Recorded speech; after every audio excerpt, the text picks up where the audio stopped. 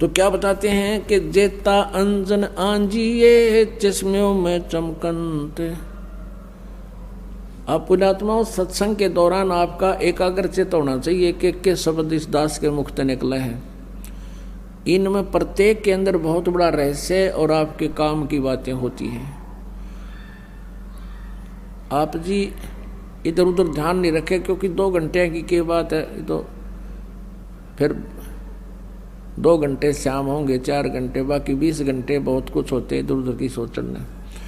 तो अब जैसे ये कई बार बताते हैं, कई भक्तों को शंकाएं भी रह जाती हैं। प्रत्येक को इंडिविजुअली नहीं बताया जा सकता, ना समाधान किया जा सकता। सत्संग इसलिए किया जाता है सामूहिक तौर पर, आपको कुछ ऐसे गूढ़ रहस्य भी साथ में बताए जाते हैं जो आपको आवश्यक है। अब इसमें क्या शब्द आया है कि जेता अंजन आंजिए, वो चश्मों में दिखनते। अंजन माने माया। जितना भी अंजन यानी भक्ति रूपी जो शक्ति तो ग्रहण करेगा, भक्ति धन, भक्ति माया, वो तेरी आंखों में चमकेंगी। आपकी आंखों के सामने जैसे हमने ये अंधेरे में भी दिखती हैं, और ऐसे बहुत से कुछ ऐसे अलग सी वस्तु दिखती है जो आप जी को भी दिख रही है। जिन्होंने नाम ले लिया 2-4 महीने, 6 महीने, साल, 2 साल हो गए जिनको, उनको ये प्रकट होना शुरू हो जाती है। आँखों के सामने थोड़ी सी दूरी पर ऐसे तार से नजर आएंगे। बहुत ज़्यादा और भी काफ़ी क्रियाएं अपने आप दृष्टिगोचर रहती। वो क्या है, हमारी जितनी भक्ति अंदर, हमारी भक्ति बढ़गी, उसका लेवल है, उसका प्रतीक है कि आपकी भक्ति इतनी हो चुकी है। और एक भक्त, कई बार कुछ भक्त ऐसे मिले, वो कहने लगे जी मेरी आंखें खराब होगी, आँखें के आगे काला काला दिखे, तार से दिखे, और डॉक्टर को भी दिखा, डॉक्टर बोला ऑपरेशन करा ले। मैंने कहा भाई ये तार जो है, ये जो भी तुझे दिखाई दे रहा बेटा, ये तेरी भक्ति का प्रतीक है, और ये हमें भी दिखाई देते हैं। ये ना दिखे फिर भक्ति है नहीं तुम्हारी। ये देखने से नहीं अपने आप दिखेंगी, ऐसे आप ध्यान से देखोगे। आपको कई बार ऐसा लगा जैसे कोई मक्खी आ गई, खाना खाते समय भी ऐसे लग रहा है मक्खी या मच्छर आ गया, लेकिन वो हमारे परमात्मा अंदर से जो भक्ति का आगे प्रतीक, वो रिफ्लेक्शन बाहर आ रहा है। और ये सूक्ष्म शरीर ऐसा ही होता है,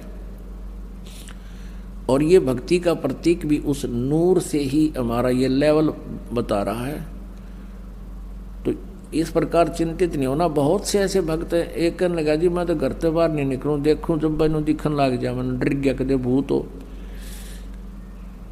पुण्यात्माओं, पहले इस दास को बचपन से ही ये थोड़ा सा दिखाई देता था, ये पूर्व जन्म की जो कोई संस्कार डिपॉजिट रह रहा था ना, तो खोजिए पता नहीं कहाँ कहाँ देवता बन कर, राजा बन कर, और वो थोड़ा सा दिखाई देता था। ज़्यादा से ज़्यादा 1 इंच की लंबाई होगी, एक ही था वो, यानी इतनी ही शेष कमाई बची थी इस कलयुग में। वो पूरा जन्म की डिपॉजिट भक्ति की पुण्य कमाई थी। और ये दास ये सोचा करता मेरी आंखें कुछ कमज़ोर हैं, इसलिए ये कुछ दृष्टि दोष है। जब उपदेश लिया, नाम लिया, 5-6 महीने के बाद देखा तो ये तो और गुना बढ़ गया। 1 साल के बाद तो विघ्न हो गया, और ज़्यादा बढ़ गया। मैंने सोचा बड़ी बात दिक्कत आई। तो गुरुजी उसमें वृद्ध बहुत थे, 104-5 वर्ष की आयु हो चुकी थी हमारे पूज्य गुरुदेव जी की। उनसे ज़्यादा समाधान नहीं करा पाया करते, क्योंकि और भी बहुत भगत थे। हमारा नंबर भी देर से आता था, कभी आता कभी नहीं आता था।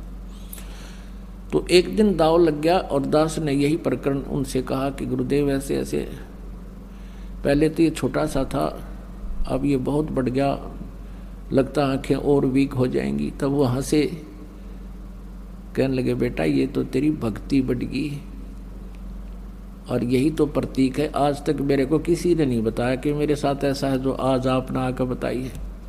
इसे से दया भक्ति ना करते बाकी के।